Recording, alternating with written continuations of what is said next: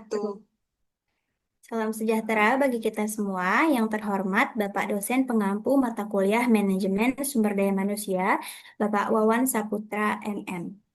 Pada kesempatan ini, kelompok kami akan mempresentasikan tugas proyek PBL mata kuliah Manajemen Sumber Daya Manusia dengan judul Studi Kasus Pemberhentian Tenaga Kerja pada PT Senyum Pesona Timur. Presentasi ini bertujuan untuk menganalisis kebijakan pemutusan tenaga kerja ditinjau dari perspektif manajemen sumber daya manusia serta kesesuaiannya dengan Undang-Undang Republik Indonesia Nomor 6 Tahun 2023. Adapun anggota kelompok kami terdiri dari saya, Adinda Cantika Putri, Saya Talita Nasra. Ririn Aryani. dengan pembagian materi sebagai berikut. Bab 1 pendahuluan akan dipresentasikan oleh Adinda Cantika Putri, bab 2 landasan teori, dan bab 4 penutupan akan dipresentasikan oleh Ririn Aryani. Bab 3 pembahasan akan dipresentasikan oleh Talita Nasra. Baik, tanpa berlama-lama, kami akan langsung memasuki pemaparan materi yang pertama, yaitu bab 1 pendahuluan yang akan disampaikan oleh saya, Dinda Cantika Putri.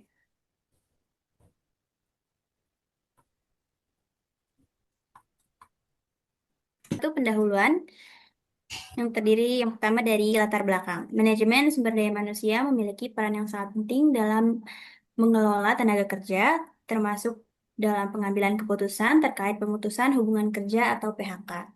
PHK merupakan keputusan yang tidak mudah karena menyangkut hak, kesejahteraan, serta masa depan tenaga kerja sekaligus keberlangsungan perusahaan. Oleh karena itu, PHK harus dilakukan secara hati-hati, profesional, dan sesuai dengan ketentuan peraturan perundang-undangan yang berlaku. Dalam studi kasus ini, PT Senyum Pesona Timur melakukan PHK terhadap seorang karyawan kasir yang terbukti melakukan pencurian uang kas toko. Kasus ini menjadi menarik untuk dikaji karena melibatkan aspek hukum, etika, serta penerapan prinsip manajemen sumber daya manusia. Melalui studi kasus ini, kami ingin menilai apakah kebijakan PHK yang dilakukan perusahaan telah sesuai dengan ketentuan hukum, khususnya Undang-Undang Republik Indonesia Nomor 6 Tahun 2023, serta bagaimana dampaknya terhadap karyawan dan lingkungan kerja perusahaan.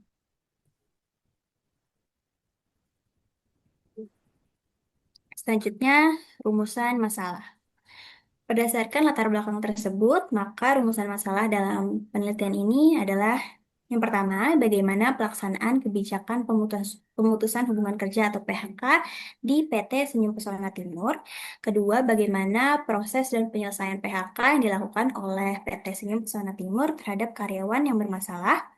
Ketiga, apakah kebijakan PHK yang diterapkan telah sesuai dengan ketentuan peraturan perundang-undangan, khususnya Undang-Undang Republik Indonesia Nomor 6 Tahun 2023.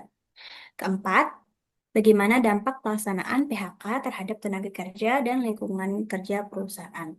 Dan yang kelima, bagaimana langkah penyelesaian PHK yang seharusnya dilakukan agar sesuai dengan peraturan perundang-undangan dan prinsip keadilan. Selanjutnya, tujuan penulisan. Adapun tujuan dari penulisan studi kasus ini adalah yang pertama untuk menganalisis pelaksanaan kebijakan PHK di PT Senyum Pesona Timur, mengetahui langkah-langkah penyelesaian PHK yang dilakukan oleh perusahaan, menilai kesesuaian kebijakan PHK dengan Undang-Undang Nomor 6 Tahun 2023, mengidentifikasi dampak PHK terhadap karyawan dan perusahaan, serta memberikan rekomendasi penyelesaian PHK yang sesuai dengan hukum dan prinsip manajemen sumber daya manusia. Penelitian ini diharapkan dapat memberikan beberapa manfaat, antara lain manfaat teoritis, yaitu menambah wawasan dan referensi akademis dalam bidang manajemen sumber daya manusia, khususnya terkait kebijakan PHK dan penerapan Undang-Undang Cipta Kerja. Manfaat praktis, yaitu sebagai bahan evaluasi bagi PT Senyum Pesona Timur dalam menyempurnakan kebijakan PHK dan pengelolaan sumber daya manusia yang lebih baik. Serta manfaat akademis, yaitu sebagai referensi bagi mahasiswa dan peneliti selanjutnya yang ingin mengkaji topik serupa mengenai PHK dan hubungan industrial. Demikian pemaparan materi bab 1 pendahuluan yang dapat saya sampaikan. Selanjutnya, materi akan dilanjutkan oleh rekan saya, Ririn Aryani, yang akan membahas bab 2 landasan teori. Selanjutnya, bab 2 landasan teori. Pengertian pemutusan hubungan kerja. PHK adalah pengakhiran hubungan kerja antara perusahaan dan karyawan karena alasan sah seperti pelanggaran kerja, efisiensi, atau penutupan usaha. PHK harus sesuai prosedur hukum dan tidak boleh sewenang-wenang.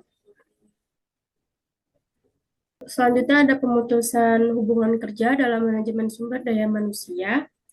Dalam perspektif manajemen sumber daya manusia, PHK merupakan bagian dari fungsi separation dan dilakukan sebagai langkah terakhir setelah pembinaan, pelatihan, atau peringatan dianggap tidak efektif.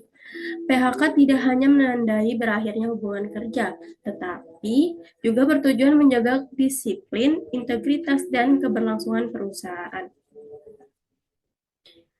Lalu, ketentuan PHK menurut Undang-Undang Republik Indonesia Nomor 6 Tahun 2023 tentang Cipta Kerja menetapkan bahwa penutupan hubungan kerja harus dilakukan berdasarkan alasan hukum yang sah dan tetap menjamin perlindungan hak pekerja. Jika ada pelanggaran berat, PHK dapat dilakukan dengan bukti yang sah. Undang-Undang Nomor 6 Tahun 2023 ini menekankan keseimbangan kepentingan pengusaha dan perlindungan pekerja serta harus sesuai prosedur hukum agar hubungan industrial adil dan berkeadilan. Selanjutnya akan dilanjutkan oleh teman saya, Talita. Selanjutnya yaitu bab 3 pembahasan. Di sini ada profil PT Senyum Pesona Timur. Mereka berdiri sejak tahun 2003 dan menjadi pelopor retail di Papua, Sulawesi, dan Kalimantan. Slogan mereka sendiri yaitu adalah Senyum Anda Harapan Kami yang mencerminkan komitmen pelayanan terbaik.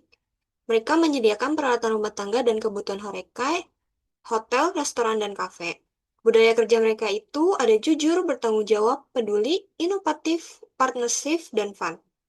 Visi dan misi mereka sendiri yaitu menjadi retail terbaik dan terpercaya, tumbuh bersama masyarakat, dikelola tenaga profesional, dan berkontribusi pada ekonomi nasional. Selanjutnya yaitu analisis kasus PHK di PT Pesona Timur. Kasus PHK di PT Senyum Pesona Timur ini melibatkan seorang kasir yang terbukti mencuri uang kas di toko. Setelah investigasi internal, perusahaan menemukan selisih keuangan dan rekaman CCTV yang mendukung, serta diikuti pengakuan dari karyawan tersebut.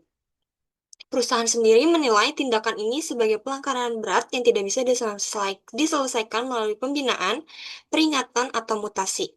Oleh karena itu, PHK sendiri menjadi langkah terakhir untuk menjaga disiplin dan kelancaran operasional. Selanjutnya, yaitu penyelesaian dilakukan oleh perusahaan. Perusahaan menyelesaikan kasus ini melalui proses internal yang cermat, seperti pemeriksaan mencakup identifikasi selisih kas, audit transaksi, rekaman CCTV, dan klarifikasi tertutup yang memberi kesempatan karyawan untuk membela diri. Berdasarkan bukti dan pengakuan, perusahaan menjatuhkan sanksi PHK karena pelanggaran berat terhadap SOP dan nilai inti perusahaan. Hak normatif sendiri seperti uang pengganti cuti tetap diberikan meskipun pesangon tidak penuh. Selain itu, sistem pengendalian internal diperkuat dan nilai-nilai perusahaan disosialisasikan untuk mencegah kasus serupa di masa depan. Selanjutnya yaitu pelanggaran yang terjadi dan tinjauan hukumnya. Pencurian uang kas oleh kasir ini menjadi dasar sah secara hukum untuk PHK. Tindakan ini melanggar SOP, kode etik, dan merusak hubungan kepercayaan perusahaan, sehingga dikategorikan sebagai pelanggaran berat menurut Undang-Undang Nomor 6 Tahun 2023. PHK sendiri dibenarkan selama didukung bukti yang sah, seperti audit internal dan rekaman CCTV. Hak normatif karyawan tetap dipenuhi meskipun hak pesangon bisa dikurangi. Dengan demikian, PHK ini merupakan penegakan disiplin dan kepatuhan hukum, bukan tindakan sewenang-wenang. Selanjutnya, dampak negatif yang terjadi dari PHK akibat pencurian uang kas ini, yaitu karyawan kehilangan pendapatan mengalami tekanan psikologis dan reputasi profesionalnya terganggu. Bagi perusahaan sendiri, insiden ini menimbulkan kerugian finansial, gangguan operasional, dan resiko menurunnya motivasi serta kepercayaan dalam lingkungan kerja. Kasus ini juga berpotensi merusak citra perusahaan di mata pihak eksternal, dan pencegahannya ini melalui budaya integritas, pengendalian internal, dan kebijakan SDM yang proaktif menjadi sangat penting.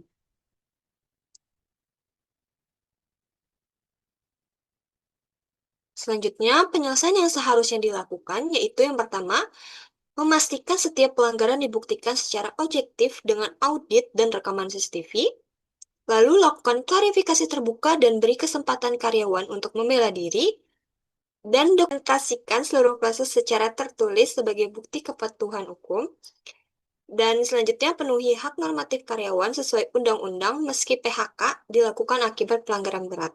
Dan yang terakhir yaitu evaluasi sistem pengendalian internal, perkuat SOP, dan sosialisasikan nilai perusahaan untuk mencegah kasus serupa. Selanjutnya yaitu bab 4 atau penutup yang akan dipresentasikan oleh teman saya Ririn Aryani. Selanjutnya ada bab 4 penutup. Jadi presentasi kami dapat disimpulkan berdasarkan analisis PHK di PT Senyum Pesona Timur dilakukan karena pelanggaran berat berupa pencurian uang kas yang telah dibuktikan secara objektif dan sesuai ketentuan Undang-Undang Cipta Kerja. Meskipun sah secara hukum dan prosedural, keputusan ini menimbulkan dampak negatif bagi karyawan, perusahaan, dan iklim kerja. Oleh karena itu, penegakan disiplin harus diimbangi dengan pemenuhan hak normatif, prinsip keadilan, serta evaluasi sistem untuk mencegah kasus serupa di masa depan. Dan juga kita memiliki saran berupa perkuat sistem pengendalian internal melalui audit berkala dan teknologi. Tingkatkan sosialisasi budaya kerja dan etika bagi seluruh karyawan. Serta karyawan perlu selalu mematuhi SOP dan menjaga integritas dalam bekerja.